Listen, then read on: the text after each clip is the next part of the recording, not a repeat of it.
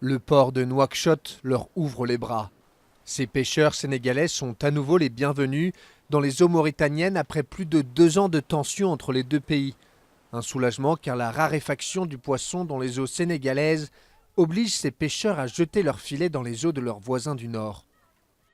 Auparavant, on pêchait illégalement dans les eaux mauritaniennes. On n'était pas rassuré. On prenait la fuite quand on apercevait une lampe. Dieu merci, maintenant, un accord existe. Les relations s'étaient crispées avec la Mauritanie car les pêcheurs sénégalais refusaient de se faire immatriculer ou de débarquer une partie de leur capture sur les côtes du pays. L'an dernier, l'un d'eux a été tué par des gardes-côtes.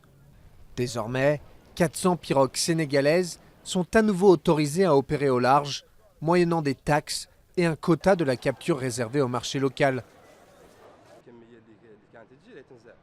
Les quantités vont augmenter, tout le monde va en bénéficier. Le petit artisan qui ne pouvait avoir que 50 kilos de poissons par jour en aura 100.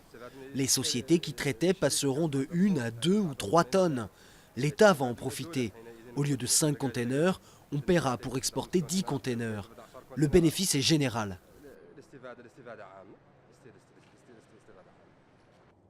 Le retour des Sénégalais va permettre de diminuer le prix du poisson sur les marchés locaux et redynamiser le secteur de la pêche, qui n'a pas toujours été un secteur prisé par les Mauritaniens. Il y a ici à Nouakchott 52 sociétés qui ne travaillaient pas avant. Ils travaillent à 10%, à 20% de capacité. Maintenant, ils vont travailler à 80% et ils vont augmenter l'emploi. Yaya espère aussi que le quota destiné au marché local augmentera pour répondre à la demande.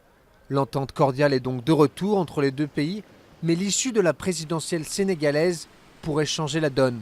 Plusieurs candidats souhaitent renégocier l'accord s'ils sont élus.